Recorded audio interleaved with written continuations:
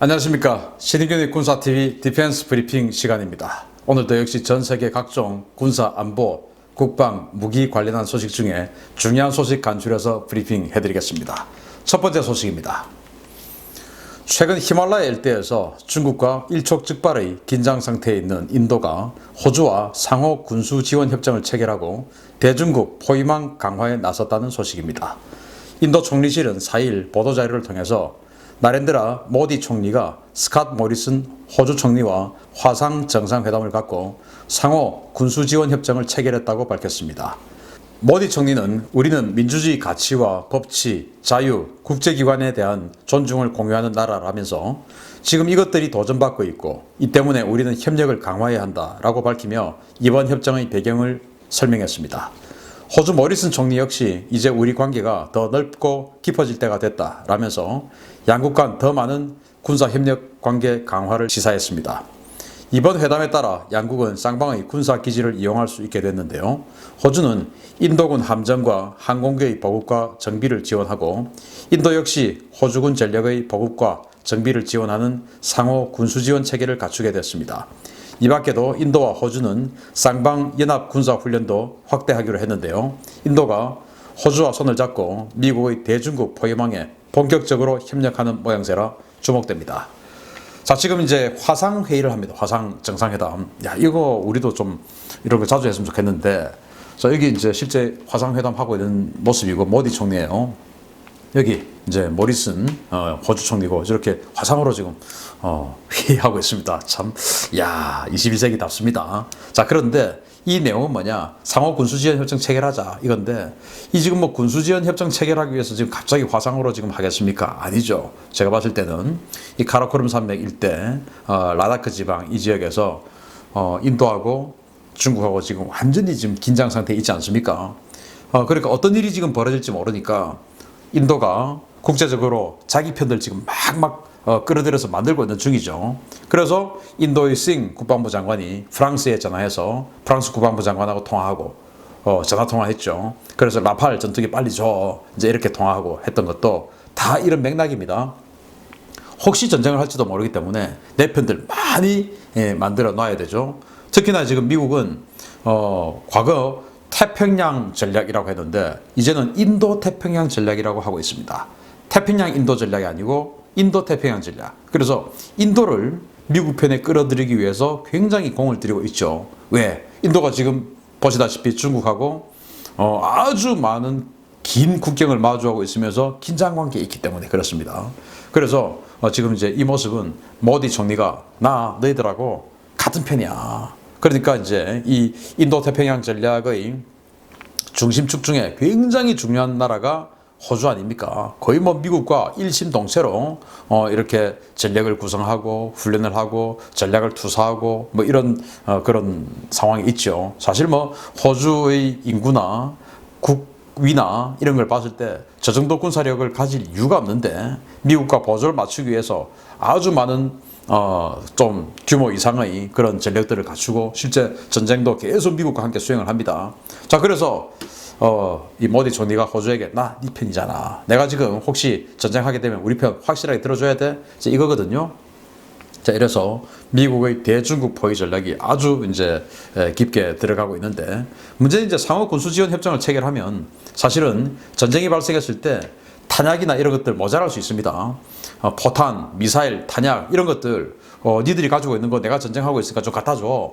나중에 전쟁 끝나고 우리가 후불 계산해 줄게. 이제 이것도 아주 중요한 건데 문제는 지금 인도가 가지고 있는 전투기하고 호주가 가지고 있는 전투기 이런 것들이 탄약이 전혀 맞지 않아요. 그래서 빨리 인도도 이런 지역으로 같이 상호 군수지원 협정 체결하고 이 카테고리에 들어오려고 하면 과거 이제 러시아 제중심의 그런 무기에서 이 서방 무기 체계로 갈아탈 필요가 있다라는 것이고 아무튼 중국에 대한 이 포위 전략에 인도가 완전히 지금 타고 있다라는 모습을 보여줄 수 있습니다. 두 번째 소식인데요. 방금 이제 인도의 그런 밝은 면이었는데 지금은 좀 우스꽝스러운 거예요.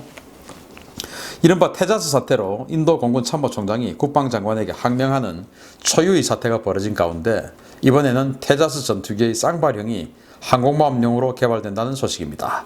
인도가 자국의 항공모함에서 운용할 차세대 함재 전투기로 테자스-N 전투기의 쌍발 확대 버전인 4세대 테자스 전투기를 개발하기로 결정했다고 NDTV가 현지 시각 5일 보도했습니다. 이 같은 결정은 지난달 22일 열린 인도 항공개발국 ADA 연례 총회에서 의결됐는데요.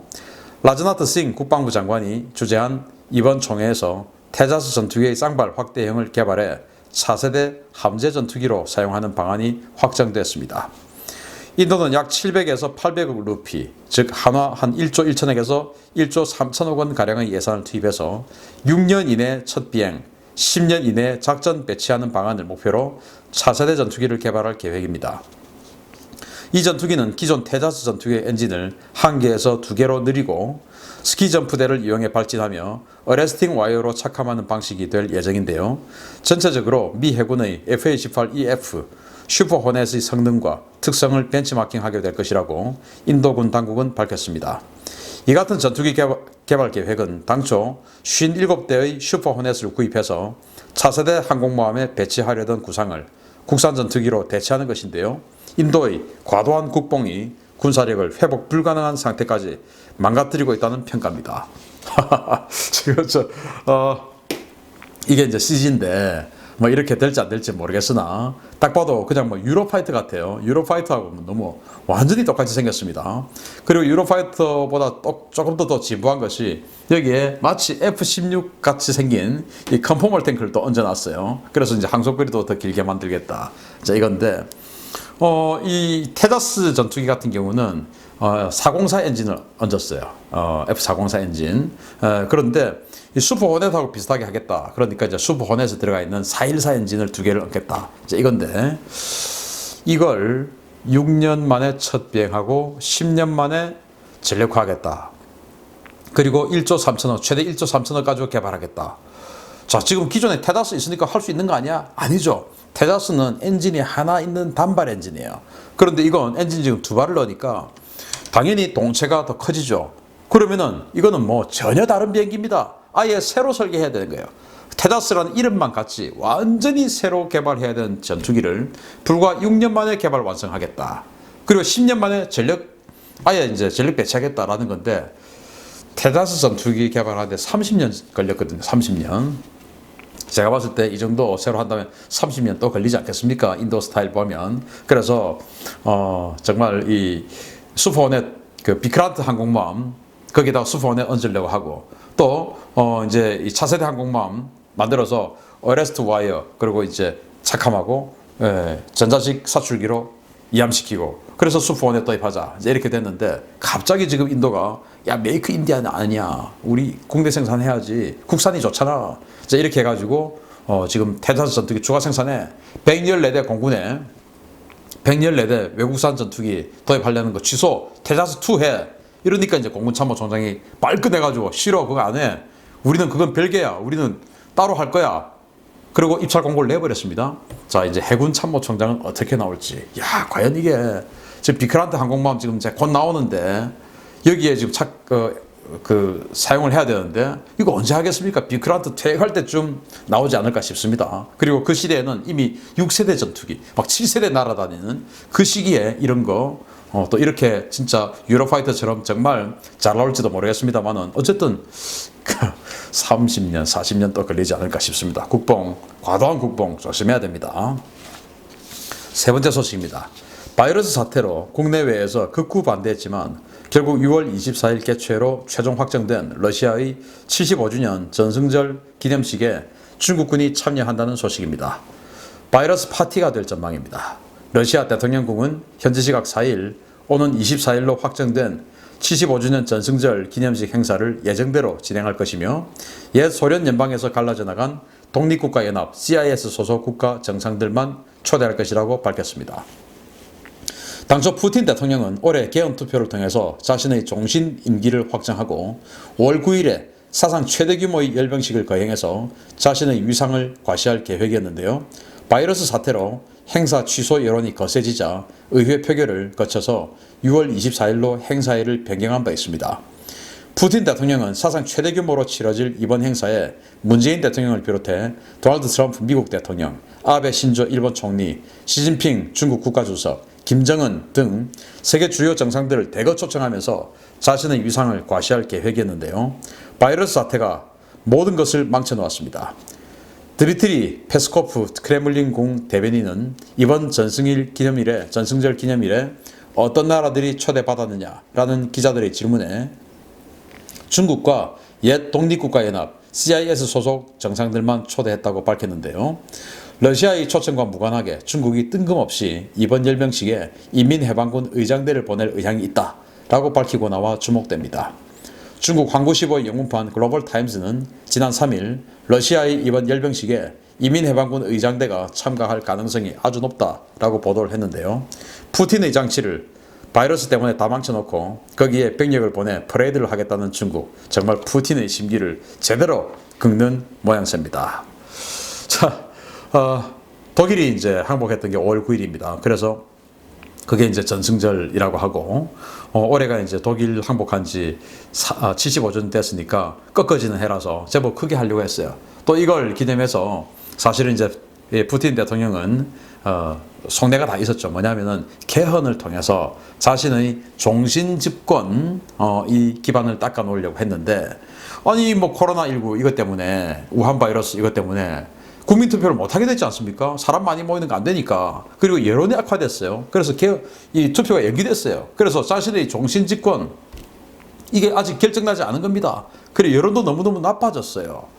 자, 그러니까 원래는 5월 9일 날 그대로 이제 강행을 하려고 했는데 할 수가 없죠. 그래서 아주 이제 약식으로 그냥 치렀습니다. 그러면서 이 6월 24일 다시 이제 연기를 했는데, 이 6월 24일은 이제 2차 대전을 이기고 나서 주코프 원수의 주관 하에 크레물린궁 앞에서 사상 최초로 이제 전승 기념 퍼레이드를 한 날이에요. 그러니까 사상 최초로 전승 기념 퍼레이드를 45년 6월 24일 날 했으니까 그 75주년 때는 올해가 또 이 퍼레이드를 하는 의미 있는 날 아니냐, 이렇게 해서 이제 이날로 바꿨어요. 바꿨는데 이 러시아의 코로나19 사태는 더 지금 완전히 악화됐죠.